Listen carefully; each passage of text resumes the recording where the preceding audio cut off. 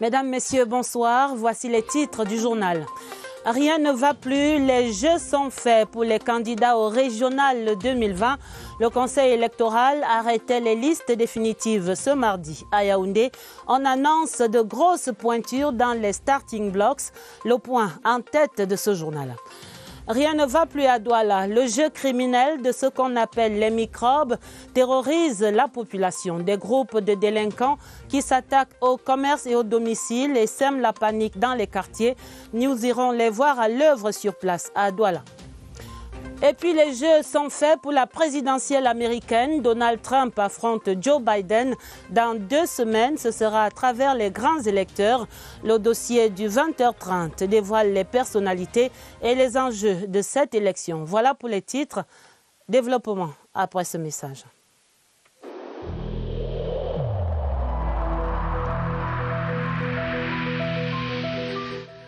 Il est essentiel que les mesures qui ont été indiquées soient absolument respectées par chacun de nous. Lavez-vous régulièrement les mains à l'eau et au savon ou à l'aide d'un gel hydroalcoolique. Restez à au moins 1 mètre de distance des autres personnes, surtout si elles toussent, éternuent ou ont de la fièvre. Si vous avez de la fièvre, de la toux ou des difficultés à respirer, consultez un médecin.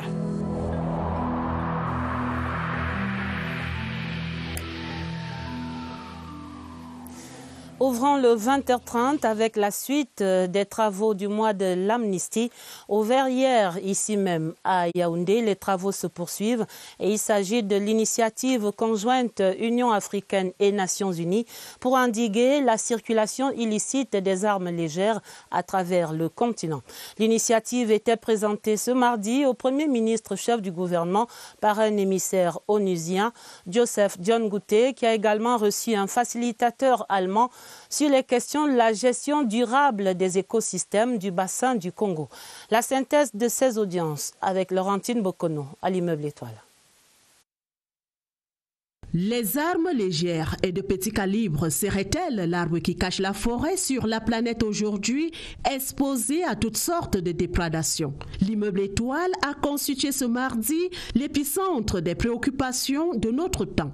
En proie à la déforestation et haute pression sur la nature, le bassin du Congo, 2e poumon mondial, mérite une plus grande attention. Le Cameroun abrite le siège de la Commission des forêts d'Afrique centrale, unique instance d'orientation, de décision et de coordination des actions et initiatives sous-régionales en matière de conservation et de gestion durable des écosystèmes forestiers. C'est l'objet de la démarche du facilitateur. Le Cameroun est un pays très important pour mon travail. J'ai présenté en feuille de route. Facilitateur doit toujours soutenir tous les efforts pour arriver à ce but.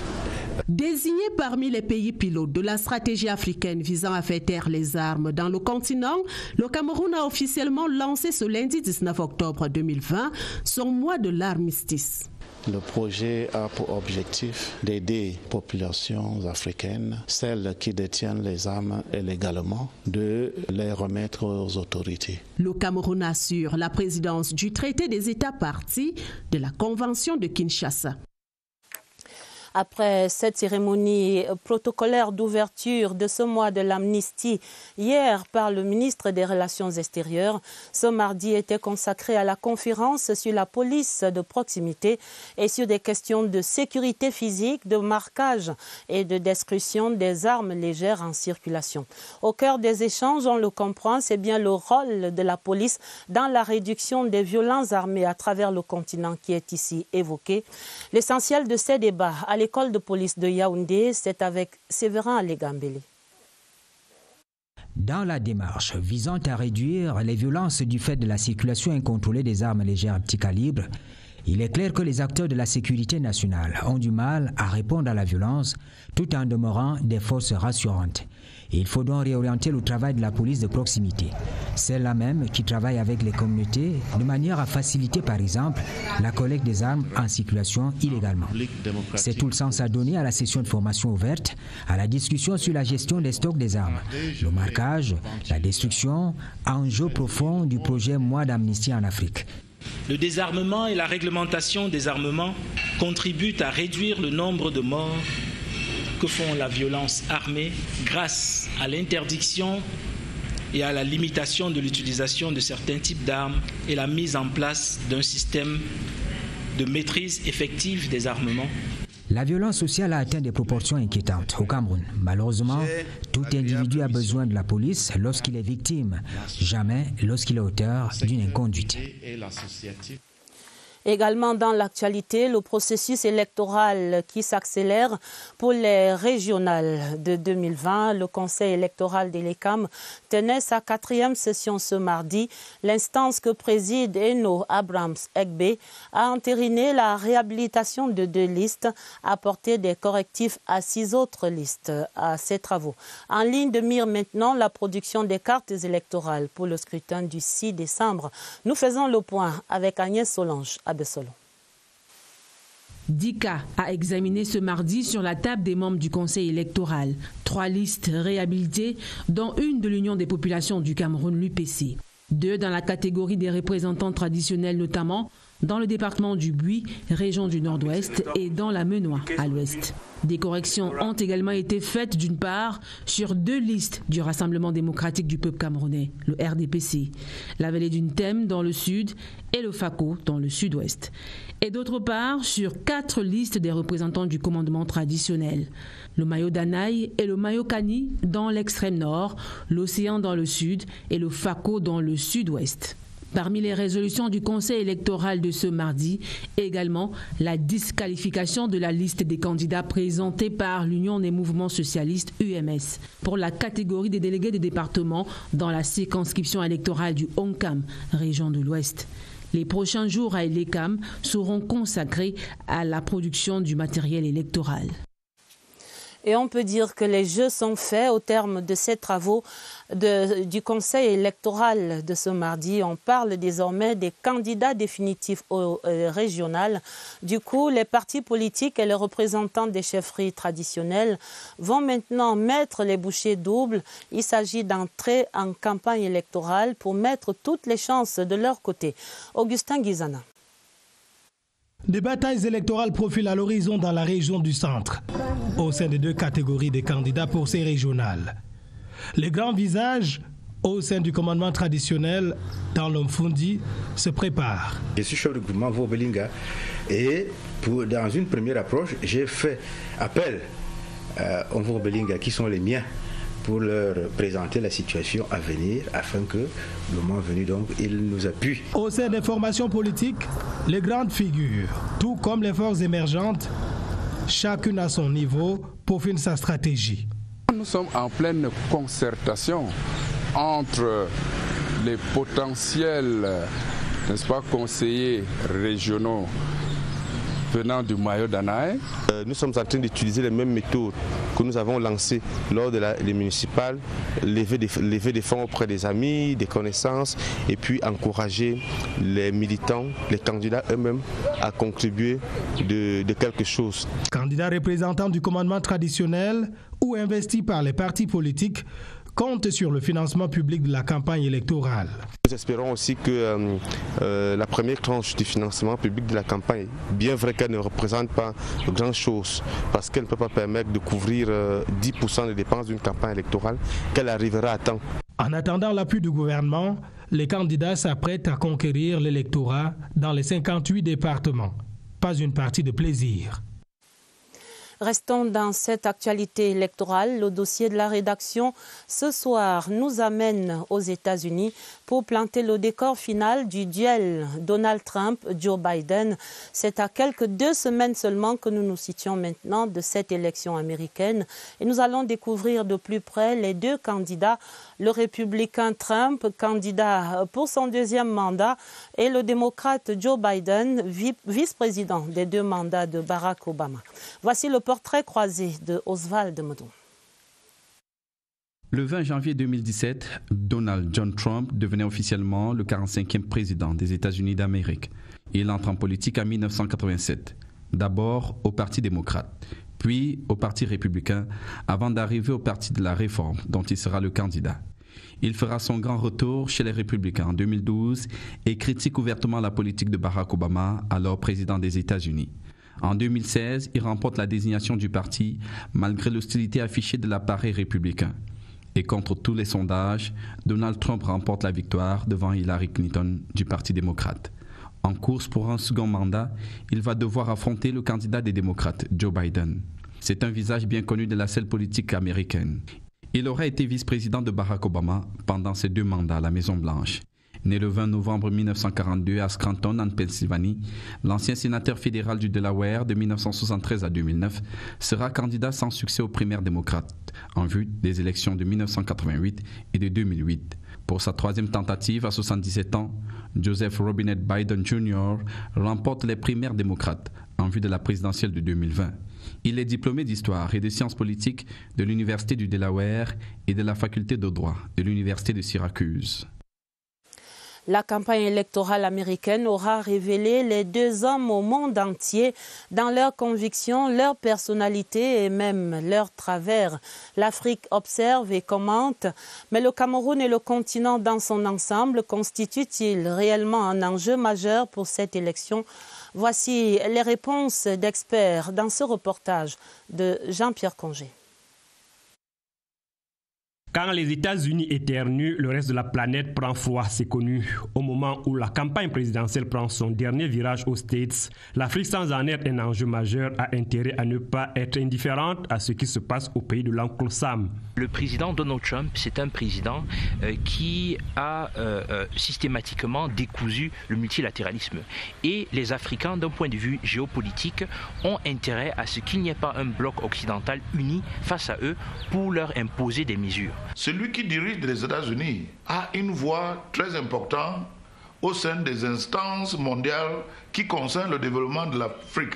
Et l'Afrique, qui est un continent qui cherche la paix, qui prône la paix dans sa politique étrangère en général, ne peut pas négliger ce qui se passe à l'intérieur de la politique américaine. Les États-Unis comptent en leur sein une couche non négligeable de la population dont la souche est africaine et une forte diaspora venue de l'Afrique. Et dans ce pays où le maître mot est trade not aid, cet aspect est à capitaliser. Presque 4-5 millions de diaspora africaine qui est basée aux États-Unis et qui sont des Américains et qui sont des investisseurs potentiels pour l'Afrique. Continent dont le processus de démocratisation est à parachever, l'Afrique a également intérêt à scruter le regard bienveillant ou non en la matière de celui qui prendra les clés de la Maison-Blanche au lendemain du 3 novembre. Actualité à suivre naturellement sur toutes nos antennes. Le ministère des Travaux publics améliore la circulation sur l'axe Yaoundé-Douala. Ce mardi, le ministre Emmanuel Nganou Djoumessi est allé évaluer les travaux de signalisation et de réfection qui sont en cours sur cet important axe routier. Les constats sur les pas du ministre Rodrigue Bertrand-Tueno. Sur la route Yaoundé-Douala, des plots lumineux renforceront dorénavant les lignes axiales de la signalisation horizontale. Le réseau des glissières en béton armé s'étend. Pendant qu'une équipe s'occupe de ces travaux de signalisation et de sécurisation, la Brigade nationale des travaux en régie du ministère des Travaux publics traque les nids de poules et dessert l'étau de la végétation sur la chaussée. Déjà, 126 nids de poules bouchés sur 46 km. Les travaux n'échappent pas aux usagers. Non, je suis très content avec les travaux là. Avant là, ça nous gêne trop. S'il y a les herbes, on ne voit pas les panneaux de signalisation. Mais comme ça, c'est très bien. La signalisation lumineuse, ça nous donne très bien l'opportunité de bien rouler la nuit surtout. Le ministre des Travaux publics venu évaluer la qualité de ces travaux a sensibilisé les équipes sur la nécessité de les achever effectivement à date. Sur d'autres chantiers dans la région de l'Est ce mardi, ce sont les 3 centrales photovoltaïques de l'arrondissement de Bébène qui recevaient la visite d'évaluation du ministre délégué à la présidence de la République chargé des marchés publics, Ibrahim Talbamala, aux étapes d'Abomban et de Bébène. C'est dans ce reportage de Elvis Nguimezon sur place à l'Est. Le soleil du développement se lève sur la localité de Makok, et ce depuis que les pouvoirs publics y ont installé une centrale photovoltaïque de 54 kW. Nous ne pouvons que dire gracieusement merci au chef de l'État pour cette œuvre salvatrice qui vient à coup sûr montrer que le gouvernement est à l'écoute des pleurs des populations.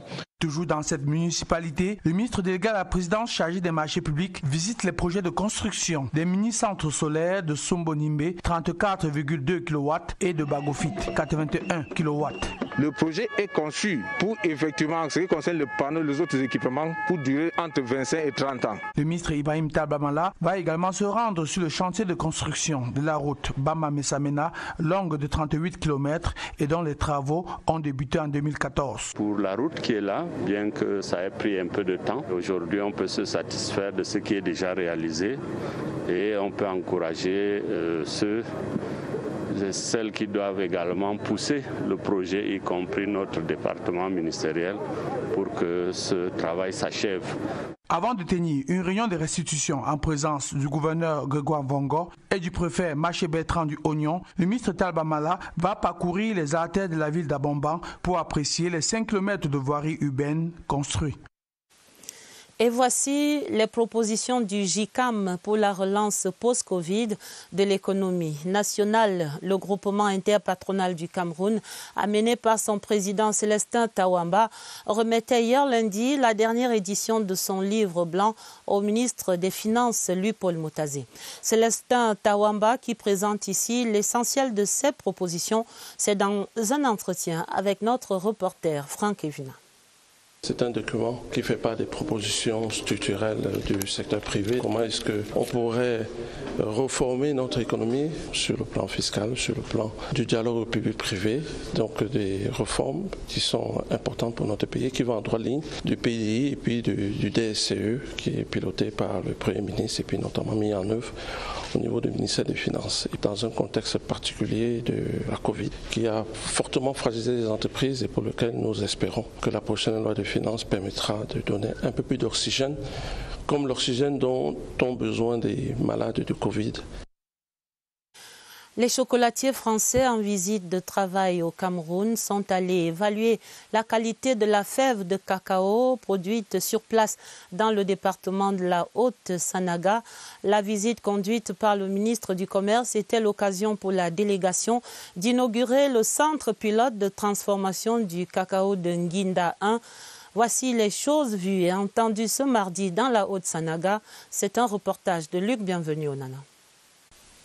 5e infrastructure du genre mise à la disposition des cacaoculteurs par le Conseil interprofessionnel du cacao et du café, le centre d'excellence de traitement post-récolte du cacao d'Nginda 1 dans la commune de Lembeyezoum est loin d'être un investissement pour rien.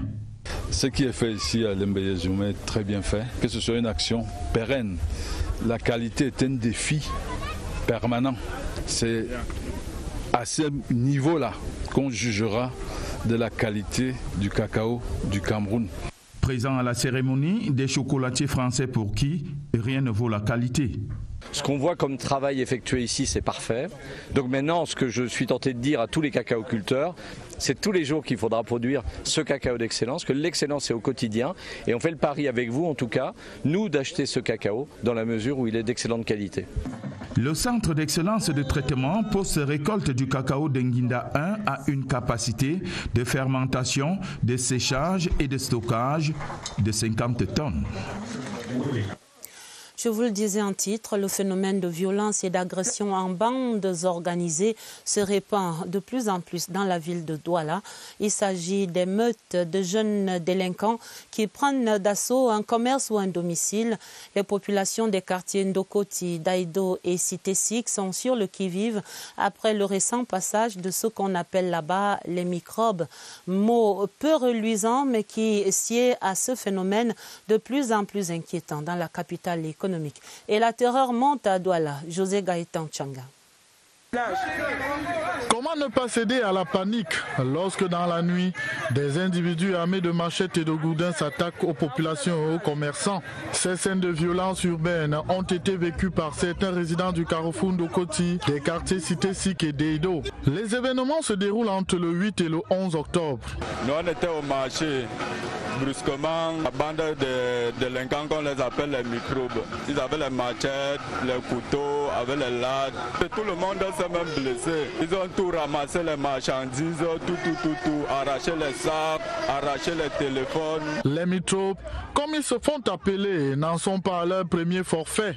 Ils ont déjà fait parler d'eux en 2019 au quartier New Bell. Chaque société a quand même ses brigands. Donc je crois que c'est la composition sociologique et même les préjugés liés à la ville de Douala, qui est quand même une ville assez délicate, qui politiquement balance fatalement dans l'opposition. Informé de la situation, l'autorité administrative a pris les mesures adéquates. Sensibiliser tous ceux qui entrent dans cette danse, tous ceux qui veulent faire le banditisme, rencontreront sur leur chemin la force de la loi.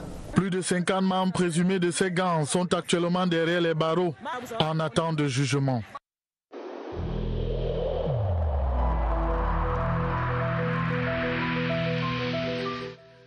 Le port du masque dans l'espace public restera obligatoire jusqu'à nouvel ordre.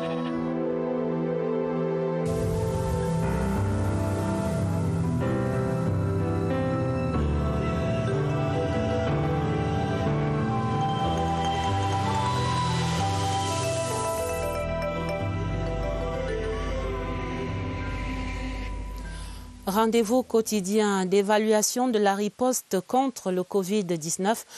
Le coronavirus qui concerne naturellement les championnats qui s'annoncent, qui concerne également donc les joueurs de football.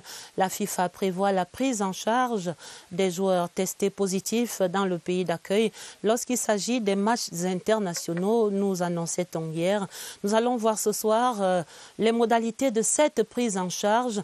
C'est dans cet entretien que Évariste Eyenga va avoir maintenant avec le professeur William Gachou. Nous retrouvons ces deux messieurs au centre des opérations d'urgence de santé publique au quartier Messa à Yaoundé. Bonsoir à vous. Comment s'opère donc cette prise en charge?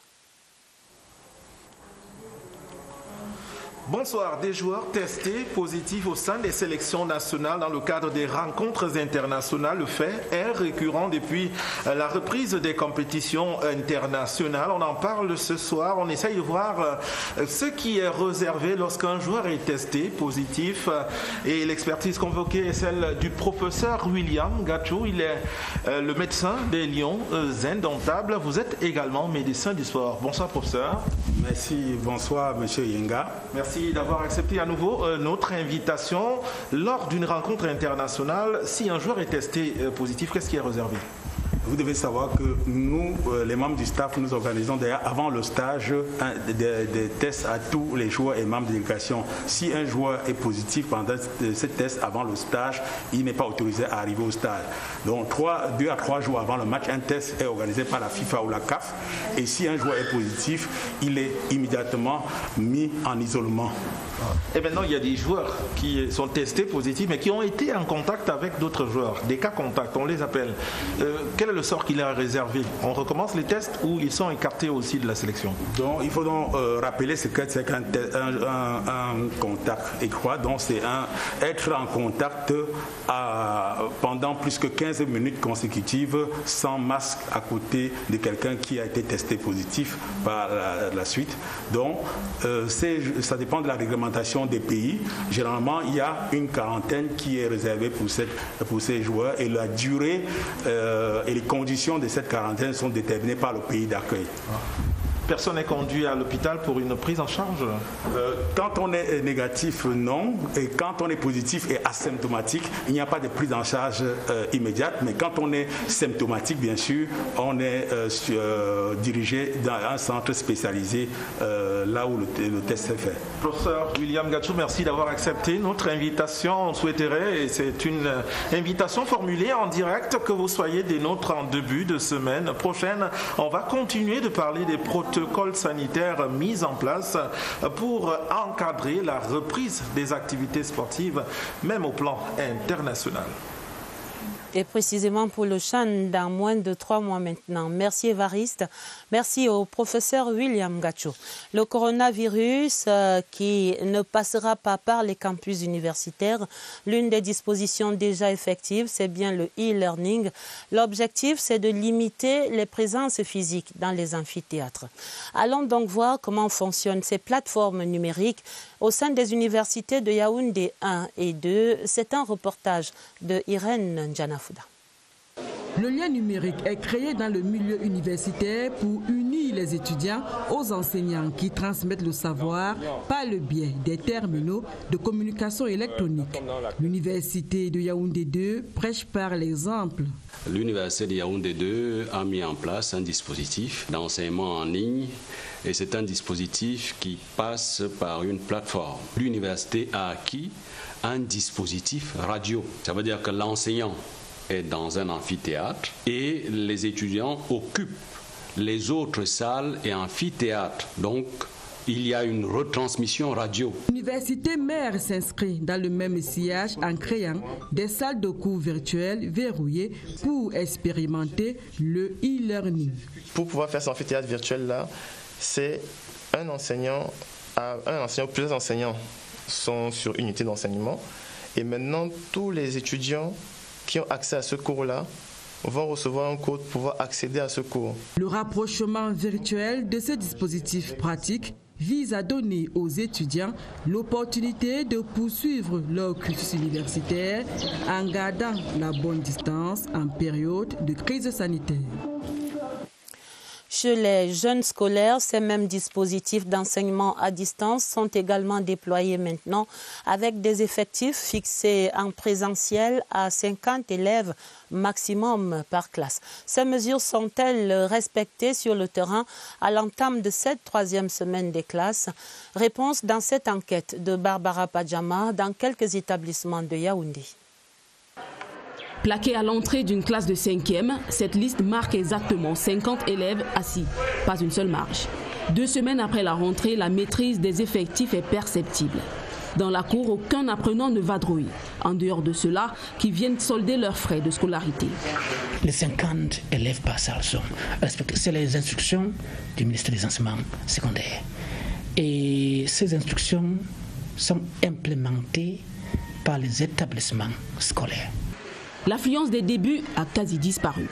La recherche des places par les parents se fait discrètement pour remplacer les absences constatées depuis la rentrée. 2 semaines après, si nous constatons les absences des enfants qui ne sont pas là, le conseil de discipline va constater les faits et ça va prendre les résolutions. Conformément à la circulaire relative aux sanctions punitives applicables aux élèves. C'est seulement à l'issue des premiers conseils de discipline et de classe qu'on aura définitivement tourné la page de la réorganisation des effectifs et le nombre de salles à occuper pour l'écart barrière. Le Promo 2021 se prépare. La 8e édition du Salon international de l'entreprise, de la PME et du partenariat aura lieu du 24 avril au 2 mai au Palais des Congrès de Yaoundé, comme d'habitude. L'événement cette année met en vitrine les atouts économiques du Cameroun sous le thème de l'industrialisation de l'Afrique, une clé de l'émergence. Et ce mardi, le président de la Fondation Interprogress, Pierre Zoumbak, organisateur de l'événement, s'entretenait à ce sujet avec le directeur général de la CRTV, Charles Ndongo, ici au centre de production de Mbala 2. Pour l'essentiel de ces entretiens, Joël Igor Abanda. Pour un rebond espéré et attendu de l'économie camerounaise, Promo 2021, initialement programmé du 20 au 28 février 2020, est avancé du 24 avril au 2 mai 2021 au Palais des Congrès de Yaoundé. C'est des événements qui doivent redonner courage à ce qu'on peut appeler la sortie de pandémie. Promo 2021 propose donc un salon professionnel de l'entreprise, de la PME, du partenariat et de l'investissement en présentiel couplé pour la première fois à une grande conférence de portée continentale, le Forum forum de Yaoundé pour l'implication de la CRTV, notamment avec l'apport de CRTV Web et la CMCA. La CRTV, par le biais de son directeur général Charles Ndongo, insiste alors sur l'application du bilinguisme au cours de ces deux événements majeurs. En dehors de Promo 2021, la CRTV et la Fondation internationale Interprogress vont travailler en étroite collaboration pour Yaoundé en Fête, YAFE, du 18 décembre 2020 au 3 janvier 2021. Et voilà des nouvelles d'un événement en perspective qui met un terme à ce 20h30. Le journal était préparé avec la collaboration de Augustin Bichoka et de Augusta Ngononga. Vous aurez un autre journal à minuit présenté par Gilbert Ongeni et Georges Marcel Messila. Retrouvez immédiatement après ce 20h30 le tout premier numéro de votre magazine flambant neuf, News Inside Out, le magazine de la rédaction est présenté par Ben Meno Poufon.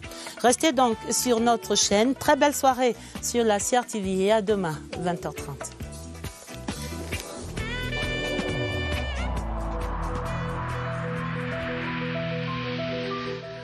Évitons de stigmatiser ceux qui sont atteints par la maladie.